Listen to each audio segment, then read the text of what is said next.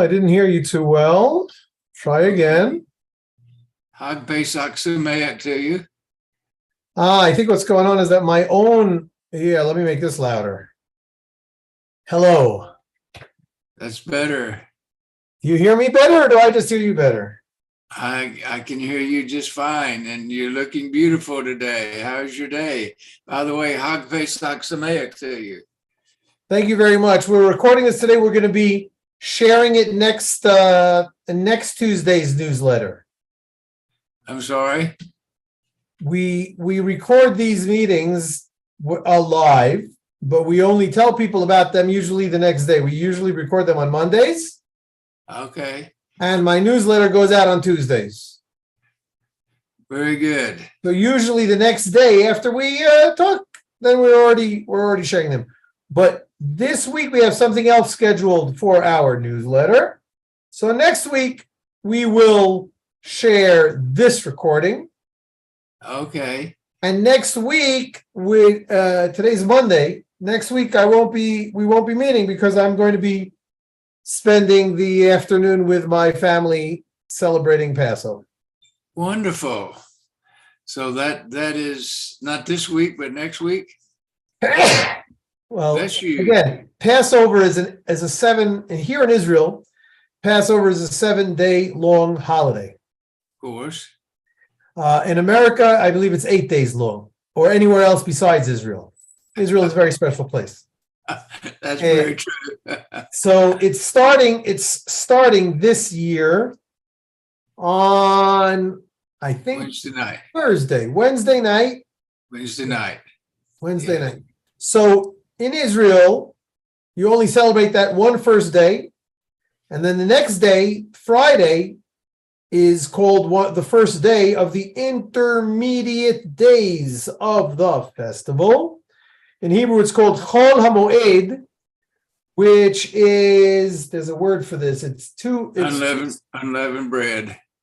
No, Chol HaMoed means a regular day, a secular day, plus a holiday. Moed means a holiday.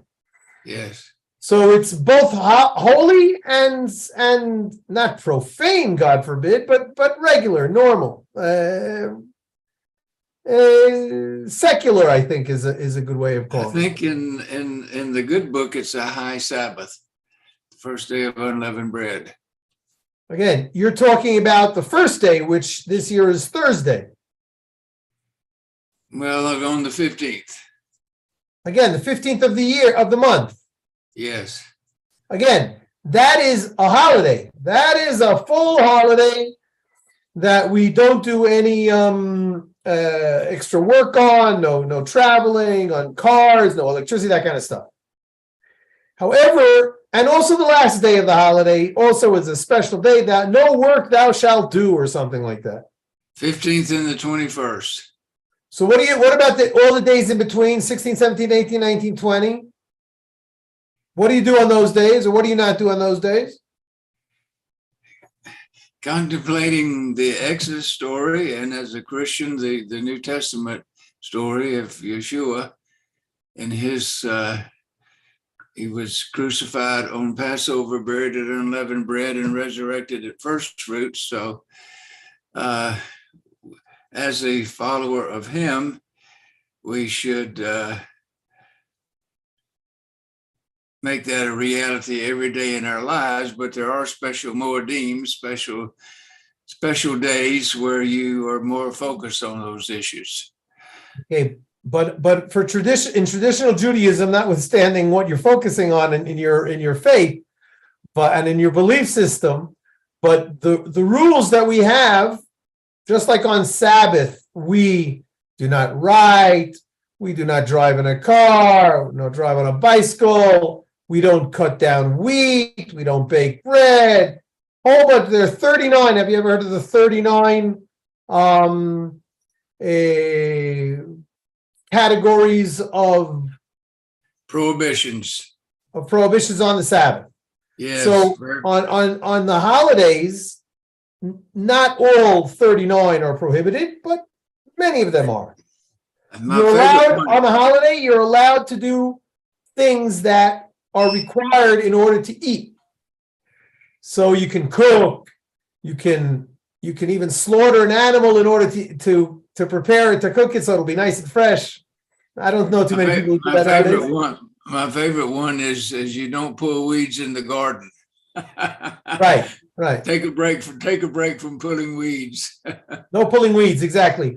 But on Sabbath, you're not allowed to pull an apple off the tree. Well, maybe it'll fall off in my basket. Even if it falls off in your basket, you're not allowed to eat it on Shabbat, because on Friday afternoon, it was not ready for you to eat. It had to be taken out and prepared. But on a holiday, you're allowed to eat that apple. You're allowed to even pull it off of the tree because you're hungry. That's the way it works on a holiday. But those are only on the first and last days of Passover. In between, you have 5 days. So that is why they are called Chol HaMoed, the intermediate days that you are allowed to write, you are allowed to drive, anything, but you should, as you said, contemplate the important aspects of the holiday. Very good. So are you going to be celebrating with your family at home or with other families, or what are your plans?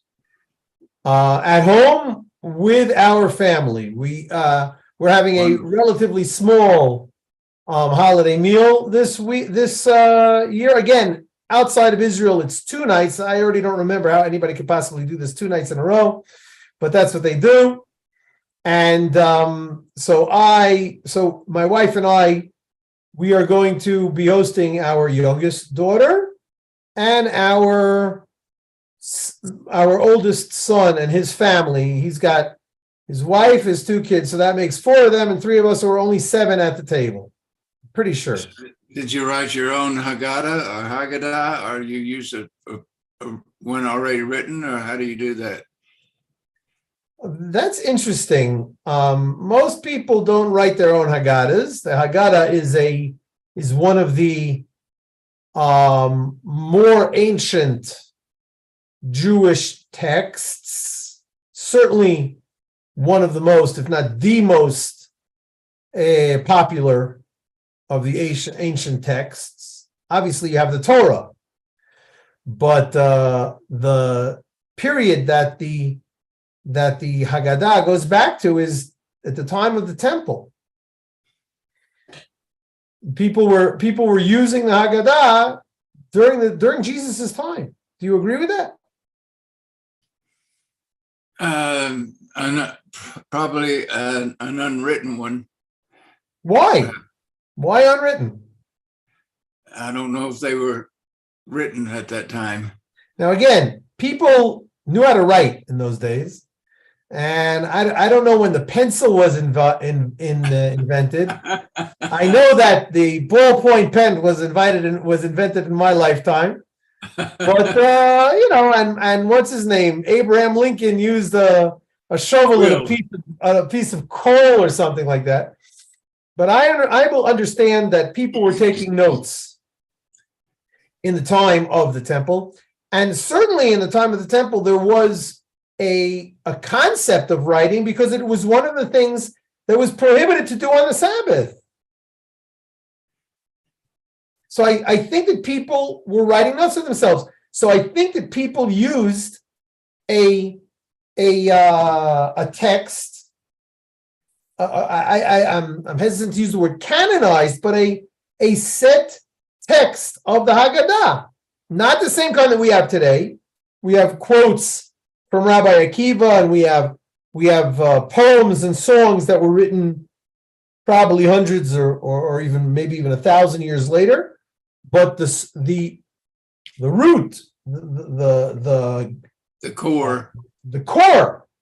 Thank you. The core. I like the word root source, but certainly the core. I like the word root too. the core of the Haggadah, I think, was already in use in Jesus's time, and I think that, again, they didn't print them in a printing press with advertisements for Maxwell House coffee or anything like that in 2,000 years ago. But I think that people said, okay, let's write this down and let the kids learn how to read at this time. I think that that's what they were doing. And again, you're right. I have that It was one. mostly memorized. It was mostly memorized in those days. But I think that there were written texts as well. I think. Of course. Well, yeah. Well, you had the Hebrew scriptures that were in writing for sure. One of the most pleasant experiences Peggy and I have had was celebrating Passover with our Israeli friends up in the Golan Heights some years ago. Yeah, really? Pardon? Tell me about that. Yeah, it was wonderful. And our adopted parents, Paul and Millie, of blessed memory, they're no longer with us, but their daughter, Millie, I'm sorry, Marla, is like a little sister to us. What is Marla's last name or Millie's last name? Well, I had tried to get you guys together one time, but y'all were both too busy. But anyway, we were able to go to Israel. We spent about 2 weeks up there in Perea, wow. But we went over to the Golan for Passover. That was really the main reason we went. Wow. To be with our Israeli friends. And Paul and Millie were like our adopted Israeli parents. What was their last name? Well, they're not with us anymore, but you're not going to tell me. Okay. Yeah. All right. So Paul and Millie out in Perea with their daughter Marla.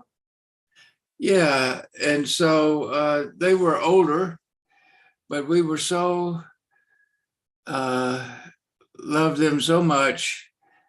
And when we were in Jerusalem for the Christian celebration of Sukkot every year, for many years we stayed at the Hyatt on Mount Scopus. It's called something else now, but they lived the Dan Jerusalem. Yeah, Paul and Millie lived in Haifa, and so again they were older. And, it's a miracle to drive around in Israel, So God bless them. Even though they were older, they drove every year from Haifa into the city to the Hyatt, found a place to park, and came and had dinner with us. And that touched us so much that they would go to all that effort. And we had a wonderful, loving relationship with them, and still do in our minds, of course. But Peggy just had this, I would call it a word of knowledge from God that we needed to go do this. And it wasn't too long after that Millie passed away. So it was really a word from the Lord into Peggy's spirit that we should do this. Did you say that they lived in Haifa or in Perea? Well, Paul and Millie lived in Haifa. We stayed in a home in Perea for several weeks. I understand. Marla, our dear friend that we love dearly, lives on the Golan, and the Seder was in her home with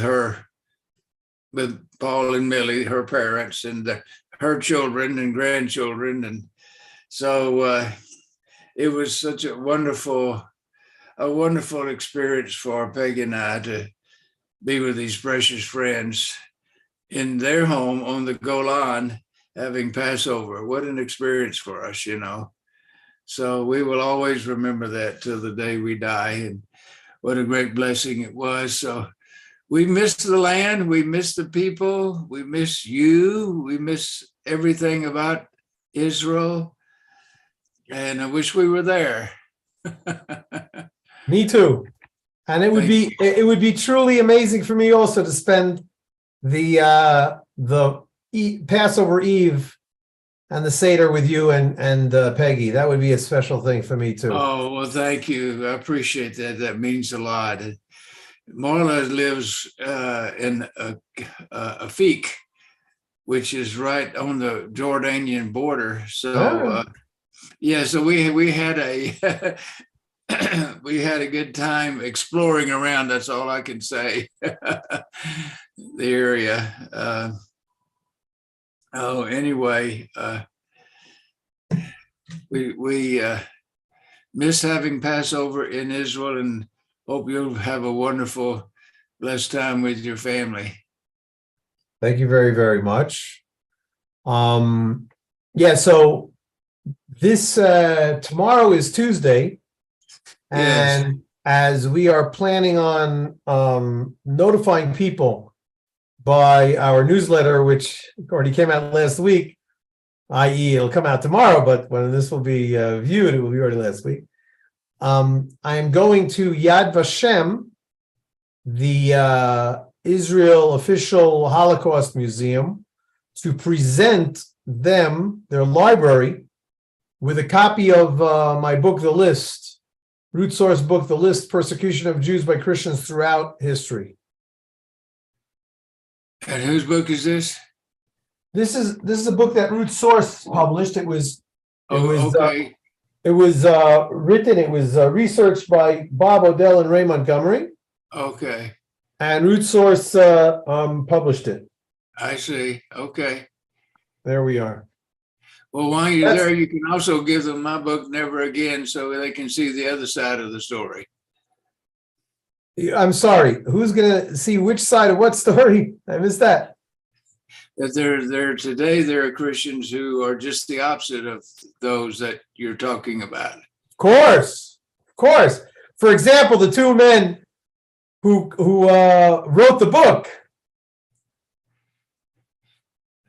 So I And think in the book itself also there are examples of positive things that Christians have done for Jews throughout the years. I think it would be helpful if we had more education in both communities about the positive things that are happening in our world today, never forgetting the past, of course, but Right.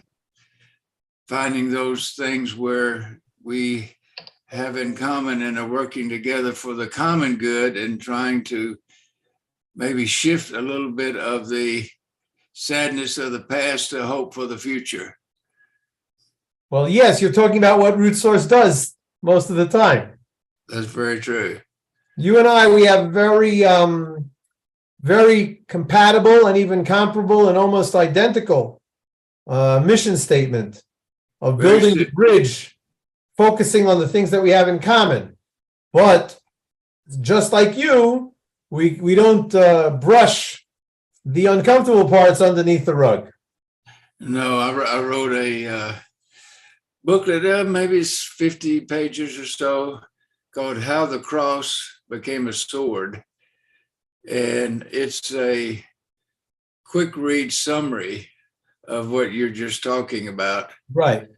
And a dear friend from South Korea came over and did an interview with me from that book. And you can go to my website and see that 2 one-hour interviews right here in my office on the farm with these new friends from South Korea about that book and the history of anti-Semitism. And he made a great movie of it too. I don't remember the name of it, but he made a great movie of it. So actually that book was translated into Korean by 2 leading Korean ministers, and I didn't even know that it had been done. So How the Cross Became a Sword, very important Christian publication, about 50 pages, 50, 60 pages, giving a brief summary of how Jews and Christians went their separate ways and the unfortunate, tragic results of that, you know. Mm-hmm. How the Cross Became a Sword is a very important short read publication. Yes. Yeah, Peg and I have spoken on these issues for many decades. 1 second, I'm putting that down. In fact, we went. The Holocaust survivors community in Houston honored me and Peggy with a Holocaust educators tour in Europe some years back. Wow. Yeah, it was 2 weeks, and we went to about 10 Nazi death camps, I guess, something like that. Oh my. I think the worst one was for me was Treblinka. It was just, I mean, they're all horrible, you know, but Treblinka for me was one that was so terrible, terrible. Anyway, we're living in a different era now, and although there's always people who hate anything that represents God, there's wonderful positive things happening between Jews and Christians, and you're certainly a very important part of that. So we appreciate that so much. Yes, and it is mutual. So you are. What about you and Passover? Are you having a Passover Seder yourself? Well, our neighbors who live on the property are having one, and they have some friends coming from different parts of the country to participate, and so we may join them. We also have some student friends that we've helped plan their own around here, there, and yonder. So we're like the grandfather these days, you know, helping the children and grandchildren do the work. That's also very good and very important, I think. Passing it on. Yeah, I guess I'm also the grandfather at this point. Of course. But you're a young grandfather, though. Right. So Israel will be shutting down in a day or two for Passover, I suppose. Listen, the term shutting down is really what happens here on Yom Kippur. Okay. The radio goes off, and there's no flights in or out, and nobody driving on the roads. It's that's really shutting down. On the regular holiday, it's people are driving to be with their families a lot, much more than. I think that the radio is on even still. When I came to Israel, the radio was not on 24/7. It was on. It turned off probably about 1 o'clock at night, went on at about 6 o'clock in the morning. There was maybe 2 stations. We were getting there. But now, I mean, on Shabbat, I'm pretty sure that the radio is on. 99% sure that the radio is on the entire time. Most stations, the religious stations, not. But there are quite a few religious stations also. But on the holidays also, they have special programs, I think. And so the radio isn't on. The public transportation doesn't work on the Sabbath and on holidays. What about on Passover? Passover also. Again, what you basically have is like a Shabbat in between, in the middle of the week. I understand. But not on the whole 7 days. Only on the first and last days. As opposed to the United States, when the first 2 days are a holiday, like a Shabbat. And this year, when it turns out on a Thursday, then it's Thursday, Friday, and Shabbat. A 3-day Shabbat marathon of no cooking and no computers and no traveling and no It's brutal. I like the idea of no computers. I like that part. Right. So your wife will have a number of pre-planned meals already cooked and ready. You bet. They're already planned, but we can only start cooking them tomorrow because up until today, we're still cleaning up and to make sure that there's no chametz, no leavening, as you said, or anything anywhere near it. We bring down the special pots and pans and cups and saucers and plates and silverware. For a whole week, it's a special, everything that has to do with food is special. Absolutely. It's I wish it was as easy to get the leaven out of our heart as it is to get it out of the pots and pans. And it ain't easy. Listen, I guess that we're actually, I study the daily page of the Talmud, and today we studied about the idea of being haughty, of having gval lev. How do you say? Another word for haughty is let me look it up here. 1 second. Haughtiness is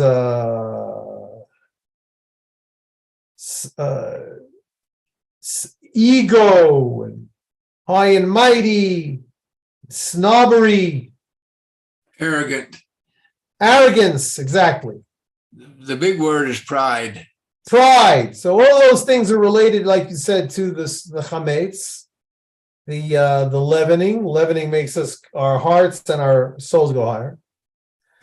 But we also believe that it's not just a metaphor for leavening. It's also you're not allowed to have leavened bread during all those weeks. All those days of that week. It's just like leaven makes bread rise. Leaven puffs us up too. Right. So God wants to get the leaven out of our pots and pans and out of our hearts. The leaven should leave now. Leaven. Amen. Leaven should leave. Absolutely. So, my friend, it's been lovely spending the time with you. I hope that anybody who sees these episodes, many people comment and say how nice it is that we talk together. I certainly think so. But if anybody has any more contextual comments or questions, by all means, please leave them as a comment or send them as an email to me. I'll let you answer the hard questions. I will answer the hard ones and the easy ones. We'll talk about them if anybody has anything to ask. And anything that you'd like Dr. Booker and me to discuss, by all means, please ask. Thank you so much. And give your family our love from Texas. Toda rabah. Shalom, shalom, and have a happy Passover.